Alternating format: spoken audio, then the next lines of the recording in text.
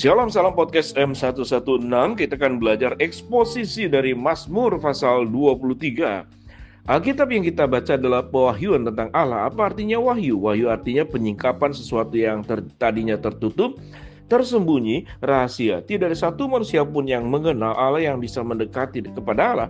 Kita adalah manusia yang penuh dengan berdosa dan Allah adalah yang suci. Jarak antara manusia berdosa dan Allah yang suci melebihi langit dan bumi. Kecuali Allah menyatakan diri, tidak ada manusia yang bisa mengenal Allah. Allah menyatakan dirinya dalam anaknya Tuhan Yesus Kristus melalui Alkitab, sehingga kita bisa mengenalnya. Dalam ayat ini Allah menyatakan dirinya kepada umatnya, hai umatku, aku adalah gembalamu. Kalau saudara mengerti apa yang menjadi latar belakang seseorang menjadi gembala dan domba waktu itu di Israel, maka kita akan memiliki hati yang remuk karena Allah mau mendekat kepada kita.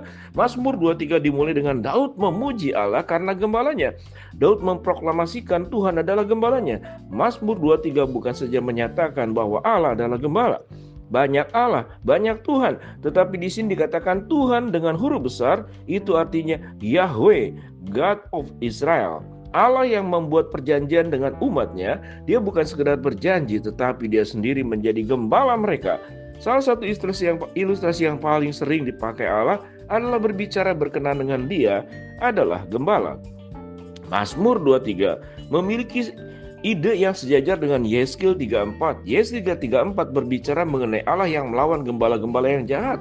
Bagi orang Israel, dia membangkitkan gembala yang berkenan hatinya.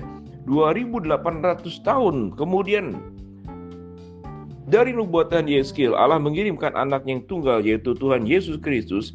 Dialah yang memproklamirkan dirinya, akulah gembala yang baik. Mazmur 23 dimulai, Tuhan Yahweh adalah gembalaku. Itu artinya Kristus adalah gembalaku. Allah menepati janjinya. Dia turun ke dunia menggembalakan umatnya menjadi milik kepunyaannya sendiri. Mengapa kita dikatakan good news? Allah yang suci yang seharusnya membenci kita yang berdosa, di dalam inisiatifnya pada dirinya sendiri, di dalam kasih karunia yang tidak berdasarkan kita, tetapi berdasarkan pada dirinya sendiri, dia rela mendekati kita, mengikat perjanjian dengan umat yang berdosa, membawa umat itu ke dalam isi hatinya, dijadikan satu untuk dicintai selama-lamanya. Itulah disebut dengan good news. Kekristenan tidak sama dengan agama lain. Seluruh agama yang lain berasal dari bawah menuju ke atas. Mereka mematuhi hukum-hukum untuk menuju tangga ke surga. Tetapi siapa yang bisa melakukannya secara sempurna? Tidak ada. Kekristenan mengajarkan apa? Kita mengajarkan tidak ada yang baik di dalam dirimu dan diriku. Tidak ada sesuatu yang bisa engkau kerjakan melalui hukum-hukum di mana engkau bisa pergi ke surga. Tidak ada harapan di dalam dunia yang sudah jatuh dalam dosa. Satu-satunya harapan untuk manusia adalah bukan dari bawah menuju ke atas, tetapi Allah dari atas mengunjungi kita. Allah dari sorga datang ke dunia, menebus hidup kita, mengambil kita dan menyatukan diri dia dengan diri kita. Pada saatnya nanti membawa kita ke surga. Tempat kediamannya itu semua dikerjakannya di dalam diri anaknya yang tunggal, Tuhan Yesus Kristus. Keselamatan manusia bukan dengan melakukan hukum-hukum, tetapi bergantung kepada kasih karunia Allah di dalam penebusan Yesus Kristus melalui darahnya, membawa kita mendekat, menyatukan diri dengan kita, menjadi satu di dalam Kristus. Ini disebut dengan union with Christ. Di luar union with Christ tidak akan ada keselamatan. Berbicara union with Christ, Alkitab menggambarkan sebagai berbagai macam cara untuk menyatakan kedekatannya, kesatuannya, ketergantungannya kita dengan dia. Kadang Alkitab menggambarkan seperti suami dan istri, pokok anggur dan ranting, batu penjuru dan bangunan, kepala dan tubuh. Dan di dalam ayat ini adalah gembala dan domba. Pekerjaan gembala adalah pekerjaan yang sangat melelahkan, keras, berbahaya.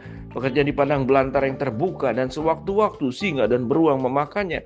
Tetapi inilah yang mau Daud ajarkan kepada kita, meskipun hidup sulit, menyakitkan, berbahaya, berjalan tidak seperti yang kita harapkan.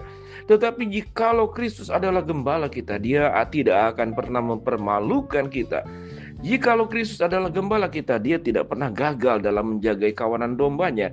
Hidup orang-orang yang dikasihinya oleh Tuhan adalah hidup yang mengandalkan komitmen Allah di dalam hidup kita. Sering kita mengatakan kita harus berkomitmen untuk tidak jatuh di depan. Benar, tetapi itu bukan hal yang paling dasar. Keberhasilan di depan bukan tergantung pada komitmen kita pada Allah, tetapi tergantung bagaimana Allah berkomitmen kepada kita. Hidup kita sukses di depan atau tidak tergantung pemberian-pemberian Allah, tergantung dari andalan belas kasihan Allah di dalam setiap hidup kita. Belas kasihan Allah di dalam kehidupan kita tidak membuat kita seperti orang yang kue sera-sera, membuat terserah Tuhan. Kalau begitu terserah dan berserah dua hal yang berbeda. Terserah adalah saudara mengerti bahwa Allah itu berdaulat dan sama sekali tidak berdaulat, sama sekali tidak mau berdoa. Terserah Tuhan berdaulat. Tetapi orang yang berserah adalah orang yang sungguh-sungguh tahu bahwa Allah itu berdaulat, dan orang yang sungguh-sungguh tahu bahwa yang bisa mengubah hidupku yang bejat ini bukan komitmenku, tetapi komitmen Allah ke dalam hidupku. Jadi kita melihat bahwa Allah adalah gembala yang menyediakan seluruh kebutuhan kita. Pada ayat-ayat yang kita baca tadi, Allah menyediakan, Allah menjaga, Allah melindungi secara sempurna. Bahkan pada bagian ayat yang terakhir, itu gembala sebagai yang memimpin kehidupan kita, menjaga kita. Ada perbandingannya di dalam Mazmur 119 tentang puji-pujian terhadap firman Allah yang menjaga dan melindungi kita. Firman Allah digambarkan sebagai rumput buat domba, dan firman Tuhan itu adalah kehidupan buat kita. Hal yang ketiga, gembala itu membela, melindungi dombanya. Kurang lebih demikian. Pembahasan sangat panjang, tapi yang intinya adalah Allah yang berinisiatif, Allah yang mencintai dengan tanpa alasan sebagaimana alasan yang manusia biasanya punya. Allah mencintai tanpa alasan. Alasannya cuma satu, Dia mengasihi kita. Demikian eksposisi Mazmur 23.